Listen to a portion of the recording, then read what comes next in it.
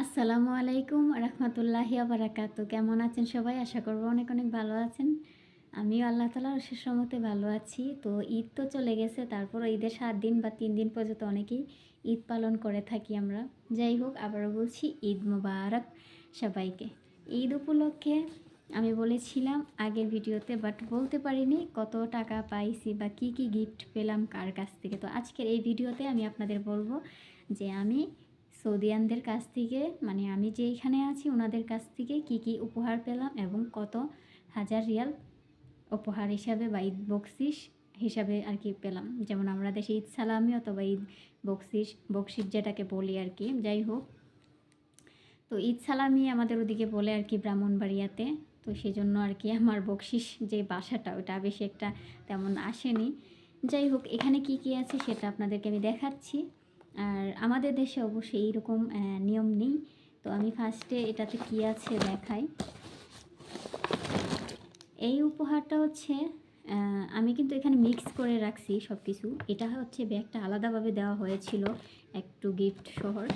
এই গিফটটা হচ্ছে ওনার বড় মেয়ে দিয়েছে। বড় মেয়ে ঘরের নাতি আছে। তো এই দেশের সিস্টেম হচ্ছে এইরকম, কিছু কিছু খুঁতিতে এক এক ধরনের জিনিস থাকে, অথবা ছোট করে খাম, যে ফয়েল পেপারের যে কাগজগুলো থাকে এরকম গজগজা টাইপের কাগজগুলো, সেই কাগজগুলোর ভিতরে থাকে যেন দেখা না যায়।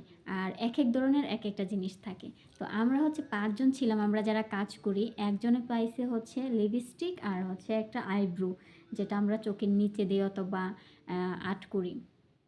আর আরেকজনে পাইছে হচ্ছে গিয়ে ছোট্ট একটা মেকআপ বক্স এবং ছোট্ট একটা ক্রিম।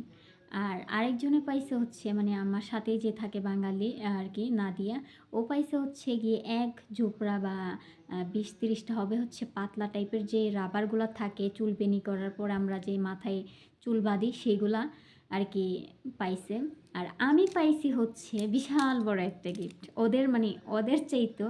যাই হোক, এটা হচ্ছে পাওয়ার কোনো একটা ইয়ে না, মানে একটা আনন্দ বা খুশির একটা ব্যাপার। তো আমি পাইছি হচ্ছে মানে পাখা রাঁধুনির রান্না করার জিনিস, 6টা চামচ।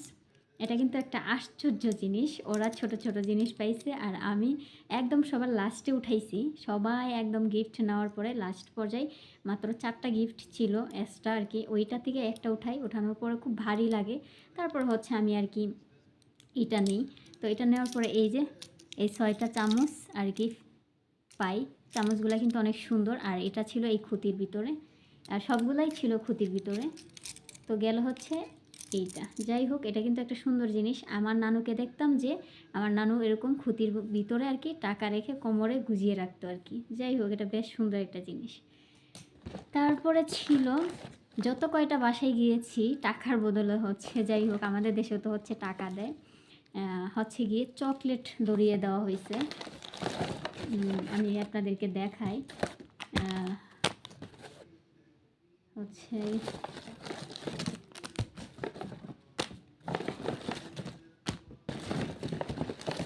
এই যে হচ্ছে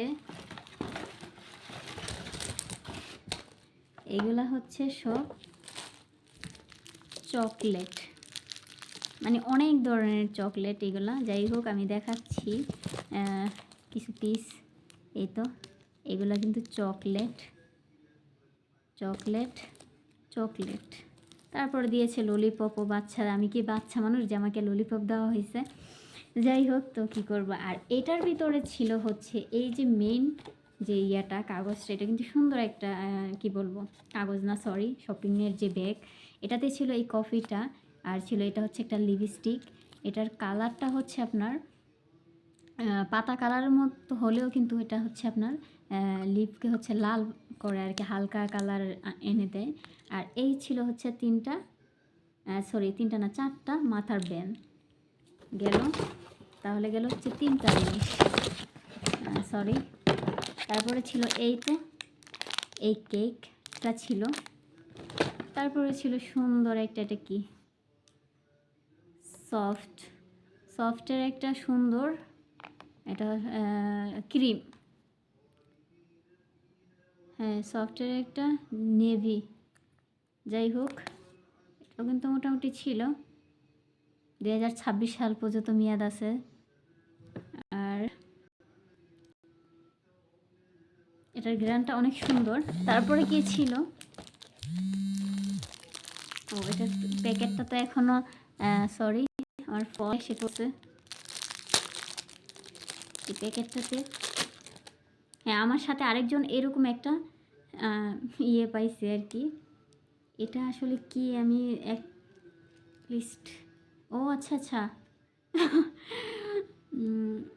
কয় না নাচতে না জানলে উঠান বাঁকা, এটা হচ্ছে একটা চিরুনি, বাট এটা এইভাবে ভিতরে, এই তো ভিতরে ঢুকানো ছিল। আর এটা হচ্ছে একটা ছোট্ট একটা আয়না, যেটাতে হচ্ছে মুখ দেখতে পাওয়া যাবে।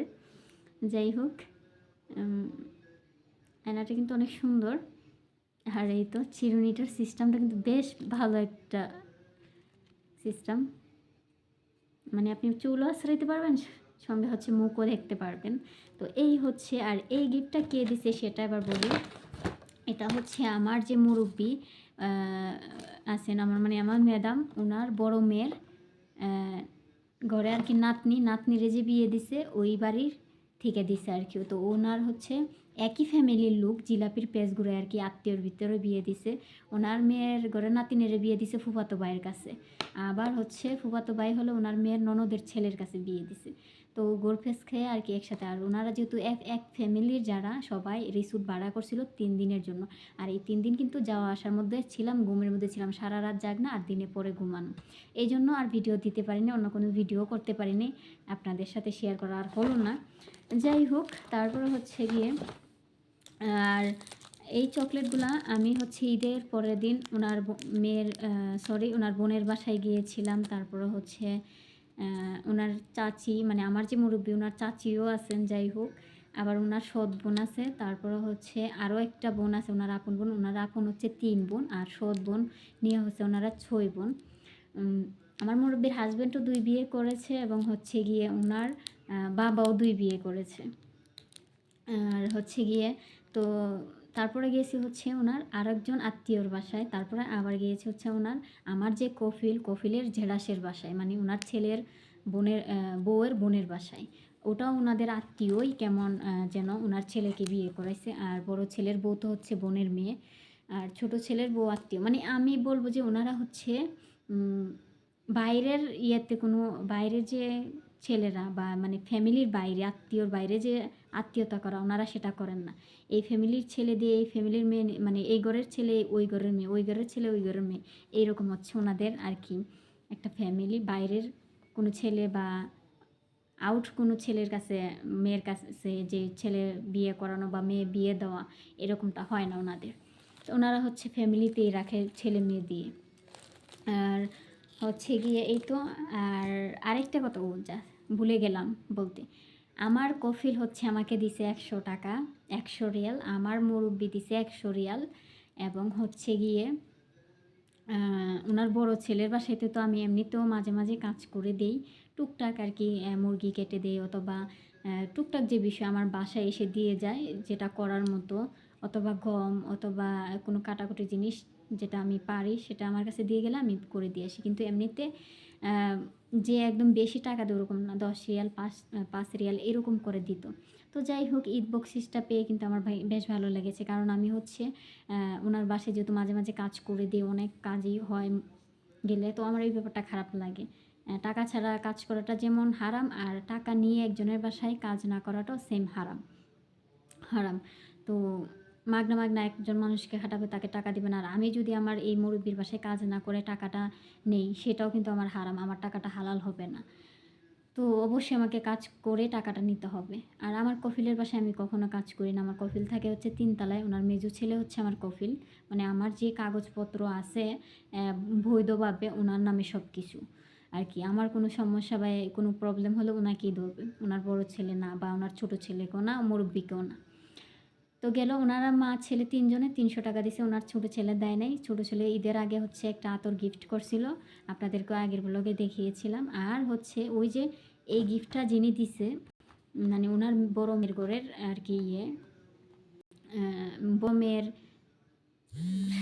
বড় মেয়ের ঘরে নাতনির শাশুড়ি দিছে হচ্ছে গিয়ে, মানে ওনার বড় মেয়ের ননাস এই গিফটটা দিছে। আর তার সঙ্গে হচ্ছে আমাকে 200 রিয়াল দিছে। এই হচ্ছে আমার ঈদ বকশিস, মানে 500 রিয়াল। তারপরে একটা কথা হচ্ছে এখানে আমি বলি, সরি, যাই হোক, কল আসছিল, আমার দৃষ্টিতে দেখবেন। বলে দিচ্ছি, আমার হাজব্যান্ড কল দিচ্ছিল ভিডিও করার সময়। এখানে হচ্ছে আরেকটা কথা বলি, এখানে কিন্তু আমাদের ঈদের মোটামুটি আগ থেকে আমাদের যে আমরা লিমিটেন্স যোদ্ধা যারা আছি, যারা প্রবাসে কাজ করি, তাদের ইনকাম সোর্সটা একটু কমে গেছে। কেননা ইনকাম সোর্সটা কমে যায়নি, সরি, টাকার যে এখন ইয়েটা ডিমান্ড যেটাকে বলে, সে টাকার যে রেটটা কিন্তু কমে গেছে। আগে হচ্ছে গিয়ে আপনার মোটামুটি 1000 রিয়াল পাঠাইলে আপনাকে 29,000 টাকার উপরে প্লাস দিত, আমার যতটুকু ধারণা। যাই হোক, আমি পাঠাইছিলাম, কিন্তু এখন মোটামুটি অনেকটা নিচে। আমি 1600 রিয়াল পাঠাইছি, দেখলাম যে 40,000 প্লাস 46,000 টাকা এমন হয়তো আর কি পাঠাইছি। তো পাঠাইছি, কিন্তু তারপরও আমার এখানে টাকা কম, আরও বেশি যাইতো অন্য অন্য সময় হলে, কিন্তু এখন যেহেতু টাকার রেটটা কম, সেই ক্ষেত্রে হচ্ছে টাকাটা একটু কম গেছে। আমার অবশ্যই খারাপ লাগছে, কারণ আমি আগে যখন টাকা পাঠাইতাম আমার টাকা অনেক বেশি যেত, সেই জন্য একটু খারাপ লাগছে। বলে না, বান্দার আসলে চাহিদা শেষ থাকে না, সেই তারপর আল্লাহর কাছে লাখ লাখ শুকরিয়া। কিন্তু টাকাটা পাঠানোর খুব জরুরি ছিল, সেই জন্য আমি আপনাদের সাথে আর শেয়ার করতে পারলাম না। কারণ আমি ইনকাম করার আগে এটা একটা কথা বলে রাখি, আমার টাকা কাকে দেব, কি করব না করব সেটা ভাগাভাগি হয়ে যায়। শুধু আমি না, প্রত্যেকটা প্রবাসীর জীবনের গল্প এটা। তো সেই জন্য আমি হচ্ছে ঈদের 2 দিন পরেই টাকাটা হচ্ছে পাঠিয়ে দিলাম, খুব জরুরি একটা প্রয়োজনে। সেই জন্য হচ্ছে আরও টাকা শর্ট, কিন্তু ম্যানেজ করতে হচ্ছে কোনো না কোনোভাবে। আমার হাজব্যান্ডও চেষ্টা করছে। তো দেখা যাক, সবাই আমার জন্য দোয়া করবেন। আজকের ব্লগটা আমি এখানেই শেষ করব। আর আমার ভিডিও দেখে ভালো লাগলে অবশ্যই প্লিজ একটি লাইক দিলে তো আপনার কিছু হবে না, একটি লাইক দিয়ে চ্যানেলটি সাবস্ক্রাইব করে পাশে থাকবেন। তো আজকের মতো এখানে বিদায় নিচ্ছি। আল্লাহ হাফেজ।